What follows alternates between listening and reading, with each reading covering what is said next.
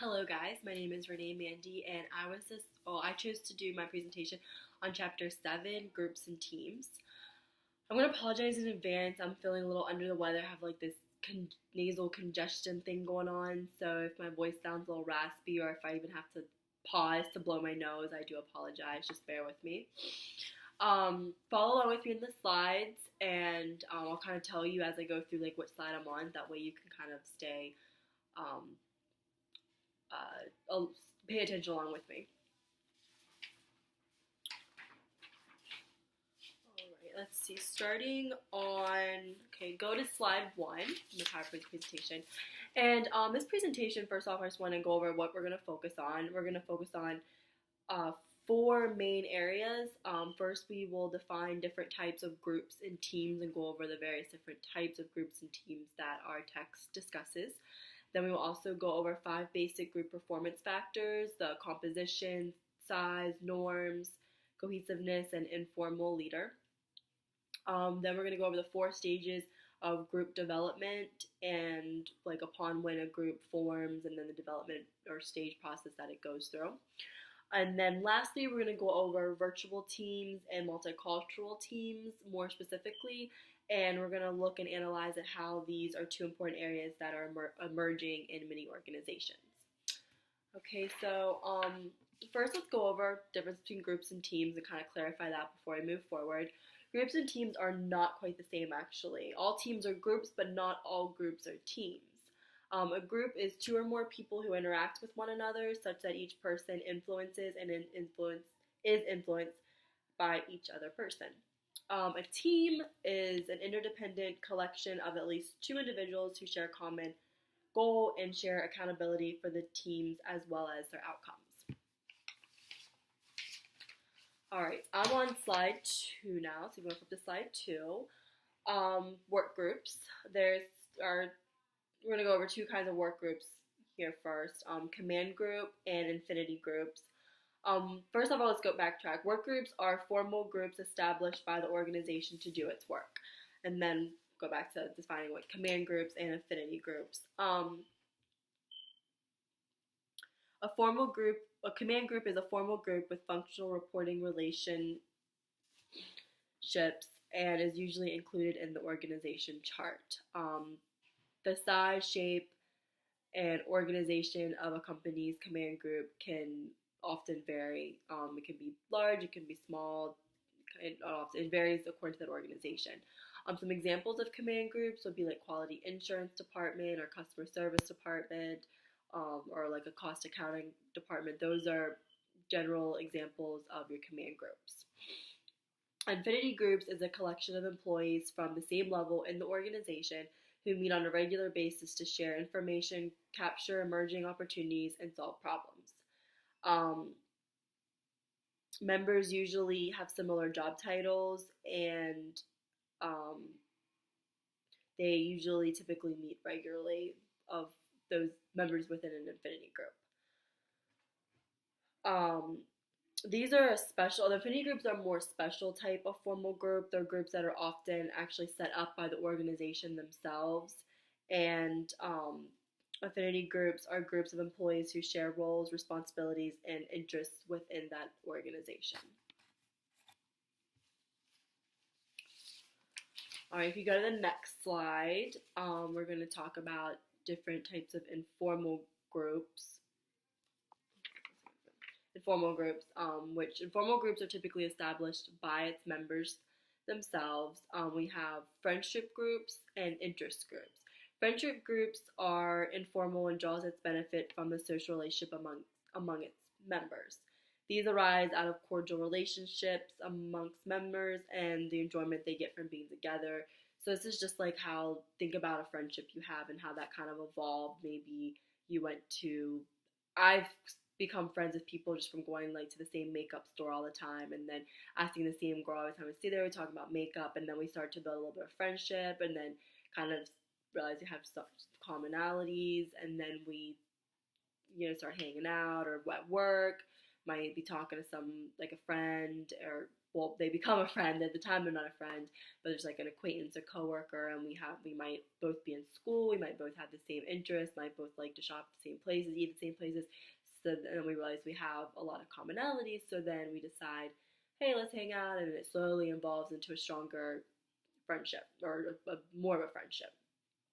Um, I also kind of think of like school friendships, like person you're in class with, and then you get assigned to do a project with them, and you start chit chatting with them, and then you exchange phone numbers, talk about the project, and maybe schedule me to work on the project, and then you might realize, oh, we have some stuff in common, and so then you start hanging out. Just kind of, they just gradually develop over time for no specific reason, but they just the friendships evolve over time. Sorry. Interest groups are informal and is organized around a common activity or interest of its members. So when I think of this, I kind of think of like with like a sports team. Maybe there's like a group of kids in your neighborhood that they all like to play soccer. So they might not really be friends, but they'll all like soccer, and they're like, hey, let's meet at the park at 5 o'clock, and we're all going to have a soccer match together or whatever. And then maybe they start doing this 2 to 3 times a week. So then a couple of the group members might start clicking more and form a friendship. So stronger friendships can emerge out of interest groups. All right, I'm on the next slide. So if you want to click, next, head to the next slide. We're gonna go over 6 different types of teams. The first team we're going to discuss is functional teams. Members come from the same department or functional areas. So an example of this would be a team of like marketing employees and a team of finance employees. The next one we're going to go over is cross-functional teams. Members come from different departments of functional areas. The most common type would be like top manager teams with members representing different units of that organization. And there's several strengths to this particular type of team. They tend to get things done faster and are more efficient. They can increase creativity, and they improve a firm's ability to solve complex problems due to a more diverse skill sets and more diverse perceptions, contributing to complications or problems that might arise in the organization. They tend to be able to get those resolved quicker and more efficiently. The next team that we're going to the next kind of team we're going to discuss is self-directed teams. They tend to set their own goals and pursue them in ways defined by the team. I kind of think of myself and like where I work. I'm currently a server at an Italian restaurant, and sometimes like me and my friends will kind of like make our own little, like almost have like our own little competition amongst ourselves about who can have the most in sales. Not necessarily for a reward, but just to see who can do better and upselling. And we kind of set like our own goals, like, oh, okay, we want to try to have $500 in sales by lunch or by dinner, whatever our goal is for that day. Sometimes we just kind of like will compete with like morning versus night crew, just to make things more interesting and give it a little competitiveness to it. Next, we're going to go over virtual teams. These are teams of geographically organizationally dispersed coworkers who communicate using telecommunications or other information technologies. Next, we have global teams, which are face-to-face, or they can be virtual teams whose members are from different countries. A good example of this, our text discusses this one, is Procter & Gamble, which is a multinational manufacturer with family, personal, and household products. And they use global teams to allow their employees at the Cincinnati headquarters to communicate with employees all over the world. All right, let's move to the next slide. We're going to go over group performance factors. So the first performance factor we're going to discuss is group composition, which is the degree of similarity or differences amongst group members or factors important to groups' work. And this is further categorized into heterogeneous or homogeneous groups. First, let's go over the homogeneous, and that's when group members have basic commonalities such as age, work experience, maybe similar educational background, like they might all be in college or just graduate from college, or might all be in high school or just graduate high school. They tend to kind of be in the same educational level or background, or they might even just have certain technological specialties that they all have in common. Then there's heterogeneous groups, which is when the group differs in one or more ways that can sometimes be a little threatening to the group and its productivity or effectiveness. Next is group size. A group can have 2 members or many members. The number of individuals within a group can have an impact on the performance of the group. Sometimes it's more beneficial to have a smaller group. Sometimes, if you're working on a larger scale problem or issue or goal, it's better to have a larger group because you have more diverse opinions, more different perceptions, different skills that you're all different ideas, very diverse ideas that you're all contributing to the goal that you're trying to pursue. However, sometimes larger groups, when you have many members in this group, you need to set up meetings or have, once a week meeting to go over your agenda within that group, and that can take up time that the group members could be spending on working towards the goal. So it can go both ways depending on how it's handled. Group norms, this is a standard against which the appropriateness of a behavior is judged. An example of a group norm would be like professional attire. If everybody in the group comes to work in, a gray suit, a black suit, or comes to the group meeting in a gray suit or a black suit, or is dressed very professionally, that's like a group norm. If somebody were to come that day wearing like sweats, the group might say something to them or not be as accepting. And then within norms, there are 4 purposes which norms help to serve within a group. They help the group survive is the first one. The second is the behaviors expected of group member, or they simplify and make more predictable the behaviors that are expected of the members of this group. Thirdly, the norms help the group avoid embarrassing situations. And lastly, norms express the central values of the group and bring the identity and identify the group to others or outsiders.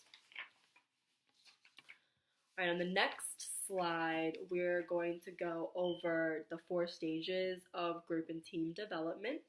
We have the mutual acceptance stage, the communication decision-making stage, motivation and productivity stage, and control and organization stage. So 4 stages, we're going to kind of just break them down a little bit and go over each one. And I'm going over on my time here, so I need to hurry up. Okay, so the mutual acceptance stage, also known as the forming stage, this is when members are just getting to know each other. They're just simply sharing information about themselves. Think about a group you're putting to at school. When you first put into the group, you might just start talking about, what sport do you play at the school, or what do you like to do? You're just kind of getting to know each other. Still a little shy, you're just trying to get to know each other better. The second stage is communication and decision making. This is also referred to as the storming stage. Once group members have begun to accept one another, members begin discussing their feelings and opinions more openly. This is also when norms begin to form, which we just talked about. So this is when you start to see norms beginning to evolve and kind of develop within the group. Motivation and productivity is also referred to as the norming stage. This is when employees begin to shift more from their personal concerns and they focus more on actually achieving the group's goal. I'm sorry, the phone's ringing in the background. Okay, it's off. Okay. Then the last stage would be the 4th final stage, control and organization, which is also referred to as the performing stage. This is when tasks begin to be assigned by mutual agreement and according to ability. By this stage, the group should be working effectively toward accomplishing its goal. So this is that final part when everybody's kind of assigned tasks. So like, okay, you got to look up this information. You need to research this. Let's bring it back. We'll meet, tomorrow, and we'll go over what our findings are, research, and we'll, contribute and share ideas. So those are the 4 stages of group and team development. Because I'm running so short on time, I'm actually over my time. Just going to kind of glance at the next slide, which is phases of team implementations. And we're going to go over the last slide real quick. Merging team opportunities and challenges is the title of it. So I think One more click and then you'll be over. Virtual teams we're going to discuss. These teams are separated by geographic space and time, which we already went over earlier in one of the slides, but I wanted to focus more on it a little bit under this category because this is kind of a new emerging teams. There's a lot of benefits and there's also some negativities to these kind of teams. I don't know if many of you have, but in my master's program, I've actually been assigned to groups, even though it's an online degree, which have been very challenging, especially with all of them. I've been in groups where it was like 3 or 4 different members, and there was times that we all had to work, and trying to like virtually meet to discuss what our assignment was extremely difficult because we all had jobs, we all had to work, some of them had kids, sometimes there was a time zone difference, so it was a bit challenging. However, being able to have virtual teams and groups can be beneficial if you don't have the opportunity to meet face to face. That was our only way we could work on our group project. So in a way it was beneficial because we had the technology to be able to meet and go over what we needed to. Diversity and multicultural teams. There's informational diversity and graphic diversity. Informational diversity is when you have a diversity in knowledge, so different degrees, different backgrounds, different past work experience or knowledge.